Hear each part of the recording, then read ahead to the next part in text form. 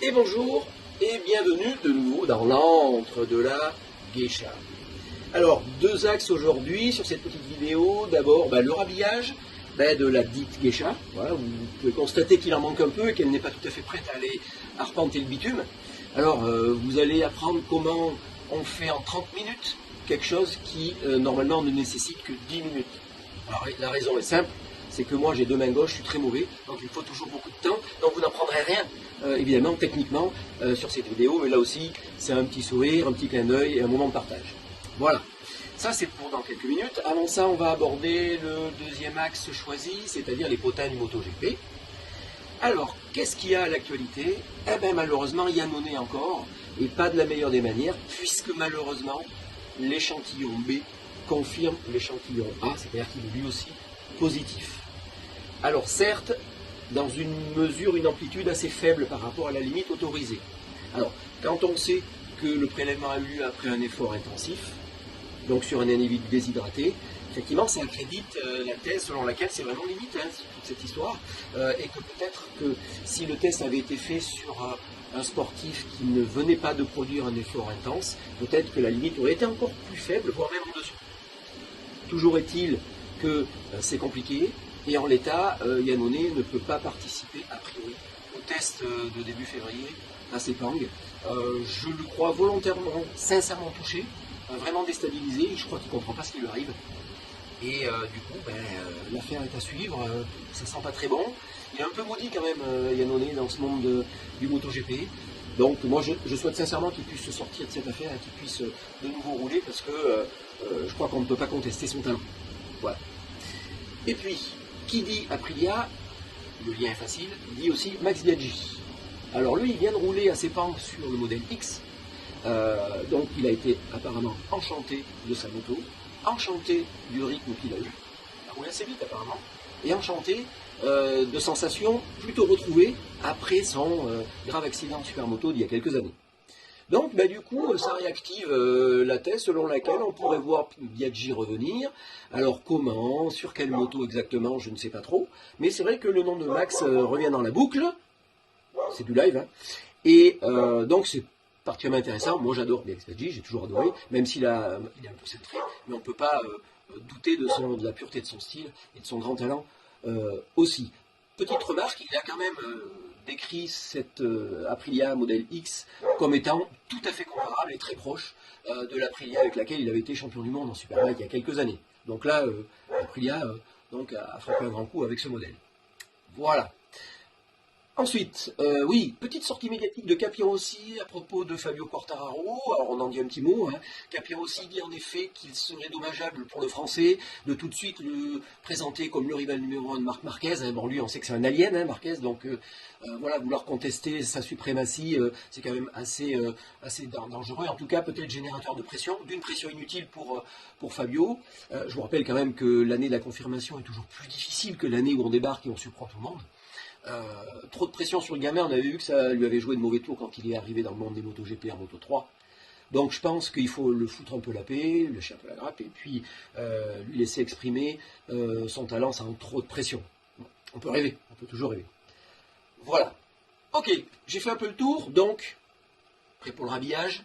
Vous avez une petite demi-heure ou 45 minutes devant vous? Non, je rigole, c'est parti. Prêt à prendre une leçon?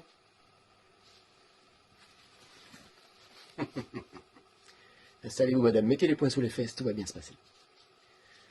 Ah, si on peut plus rigoler. C'est parti. On se moque pas. Voilà. Hop là. J'en vois qui rigole déjà. J'en vois déjà qui rigole. Hop là. Hop. Là. Pas trop mal. Ok. Là. Hop. Alors. Je dois dire que j'ai un peu de pression là. J'ai un peu de pression quand même. On y va. Hop. Voilà. Bon alors, bon, vous aviez compris là. La petite rondelle. Les gros. Ok.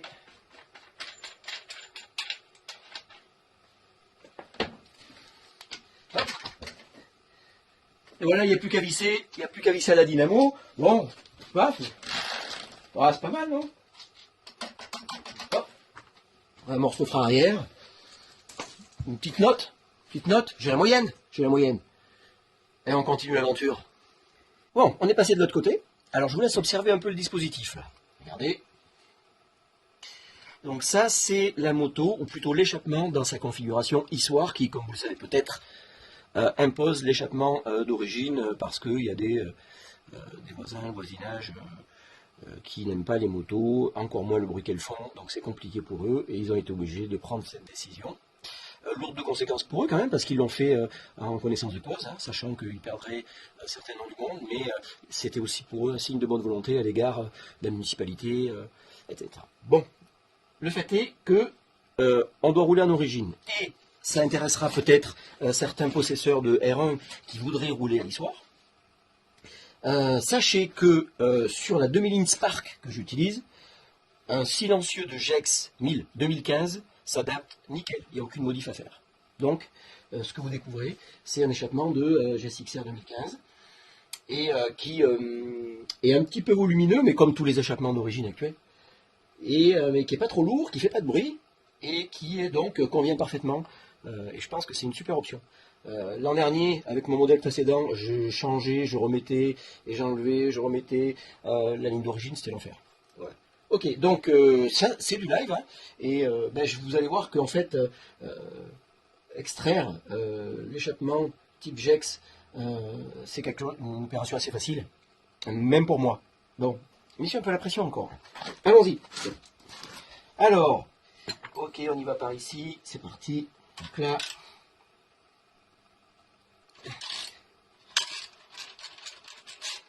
et on va un peu. Donc là, j'ai customisé un peu le truc, hein, parce que, effectivement, avec les vibrations, avec les points de fixation qu'il y avait à l'origine sur le système, le poids avait tendance à descendre de quelques millimètres en roulant et il finissait par frotter. Donc là, j'ai trouvé un petit truc sympa. C'est que moi qui l'ai fait. Hein. Et ça permet d'éviter ce problème. Alors oui, je sais, je suis très courageux de rouler sur une moto que je bricole moi-même, je sais.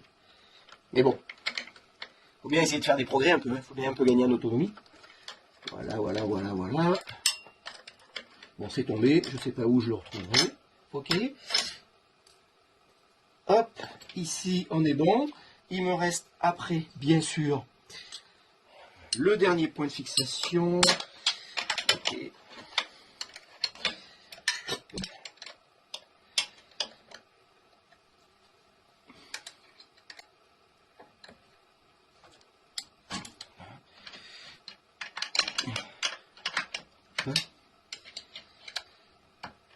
On est pas mal.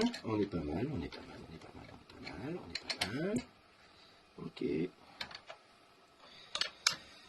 Hop. Ce côté c'est mieux, hein. Ah, mais comme ça même. L'accès pas. Là. Hop. Là, on s'approche de la vérité. Hop, tac. Là.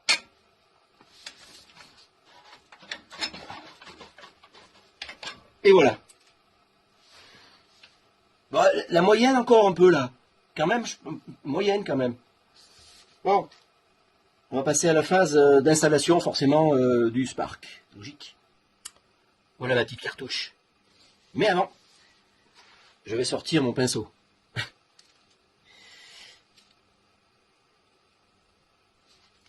Et oui, pour badigeonner un peu tout ça, voilà, pour éviter la corrosion, voilà, un ingrédient qui supporte les températures élevées, ça tombe bien, voilà, ok, je range mon pinceau, attention, pas le sortir à mauvais escient. Et on y va. Alors, on y va. Alors, j'enlève les écrous. C'est vraiment, je fais toute l'opération, je triche pas. Hein, de A à Z. Hop, ça, je le laisse là. Donc, ok, c'est parti. On y va. Hop. Ok. Là. J'en manche. En technologie spatiale, ça s'appelle docking, l'amarrage. Hop là. Hop. Ah. Ok. Alors, je fais plutôt ça. Là. Ok.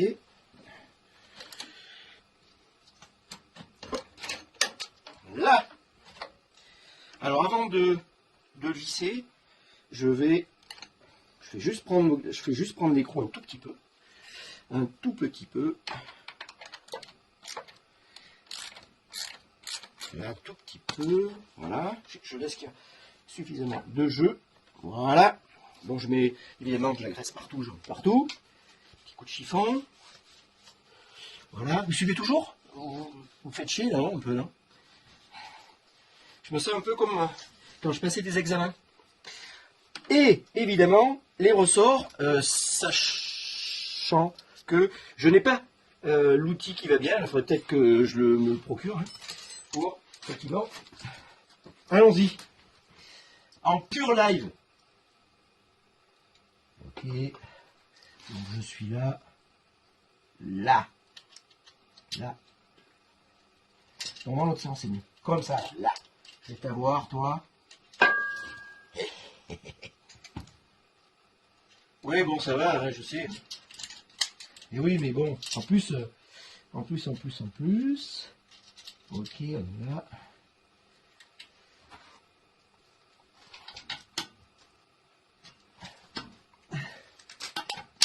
Merde. Vous savez quoi, je vais tricher, il faut que je les remette. Je vais remettre mes lunettes, sinon je vois que dalle.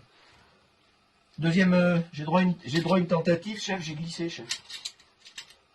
Alors là, c'est sûr que là, je n'aurai pas ma première étoile si je continue comme ça. Là. En voilà un. Bon, la première étoile, c'est peut-être jouable encore, je sais pas. Là. Impec. Allez, et maintenant, je finis de verrouiller.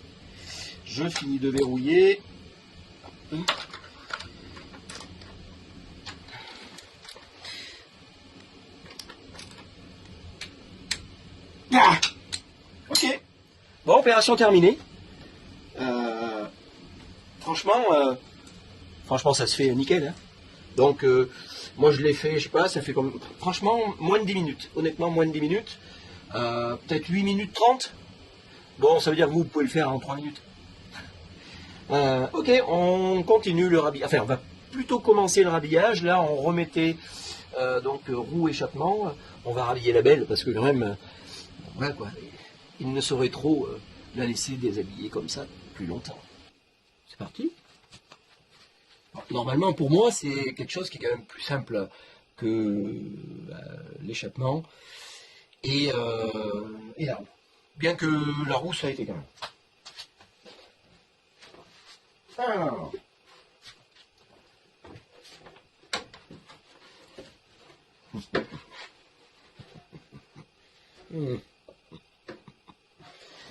Allez, on y va.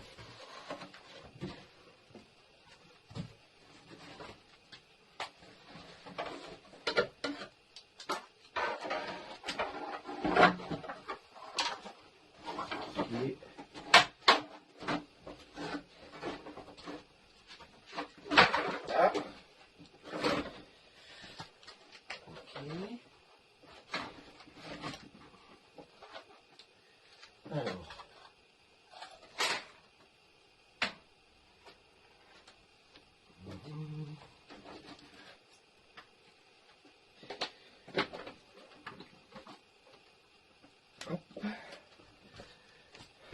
Alors c'est toujours dans le plus pur live.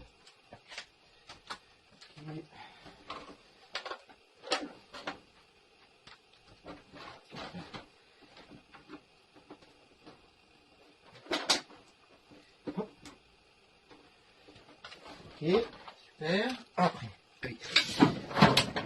pour aller plus vite, jolie petite clé qui est prête. Alors, allons-y. Sur les côtés.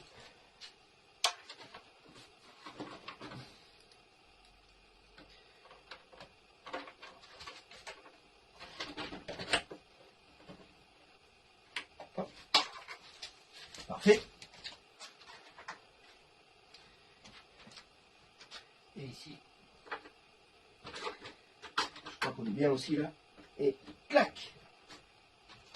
Alors, vérification. Ok. Là, on est parfait. Phase d'extension. Ok, ça a bien pris.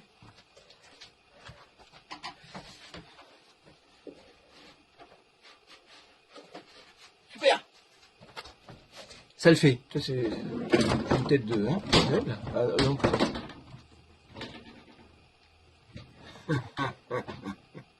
Allez, c'est parti pour le sabot. La touche finale.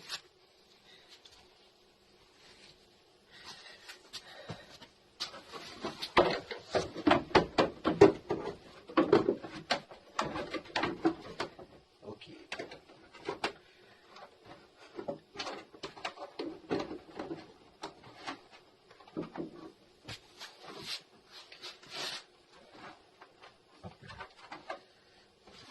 Toujours en live, hein, bien sûr.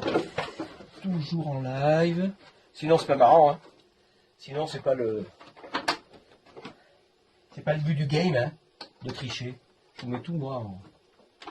Ok, voilà. Là. Là. Ok, pas mal. Tac.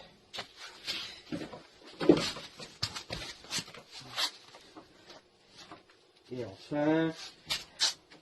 Et enfin. Et enfin. Il est chiant celui-là, des fois il est un peu récalcitrant. Le petit dernier là. Là.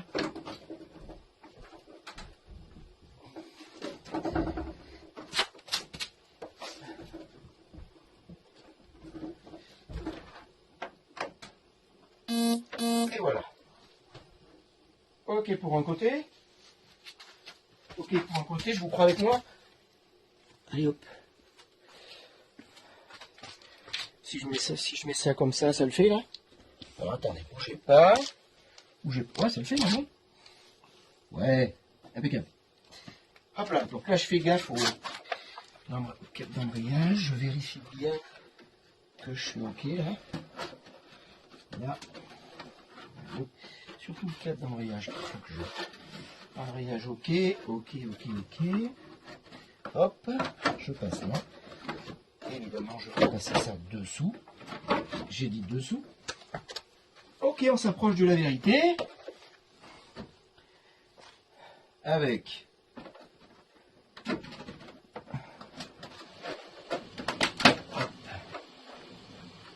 tac. Là, ça sera un just. Là.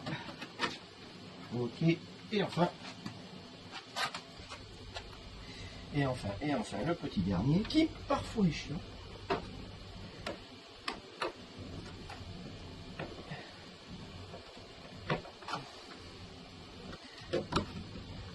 Ce que je confirme. Ce que je confirme.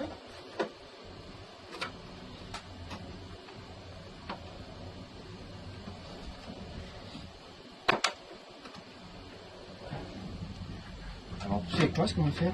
Regardez. J'intervertis. Là. Clac.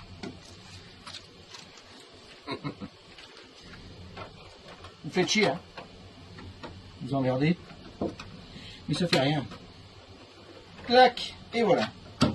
Vérif. Alors, vérification. Là, je suis ok. Le toucher, je suis bon.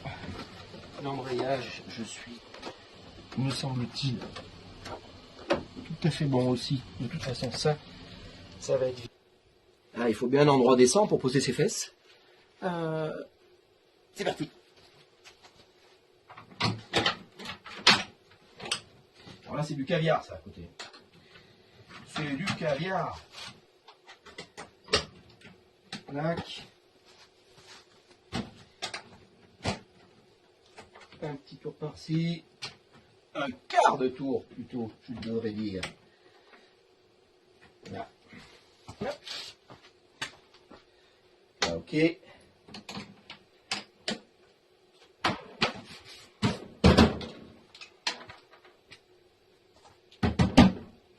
Hein? Ouais.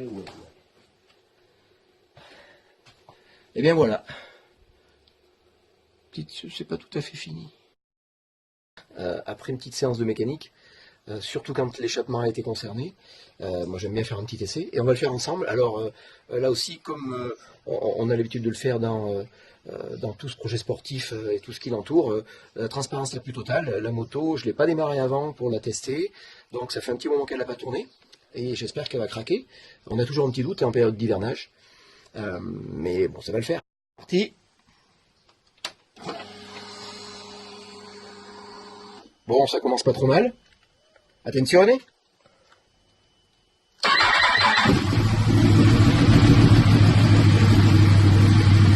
Wow.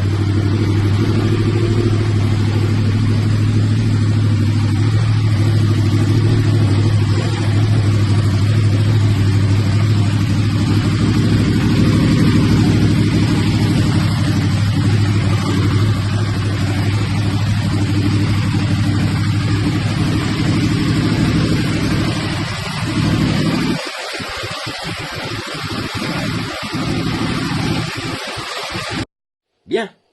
Eh bien, écoutez, fin de l'opération. Alors, la Geisha a quand même réussi à retrouver son habit de lumière, non sans quelques petites maladresses, son échappement.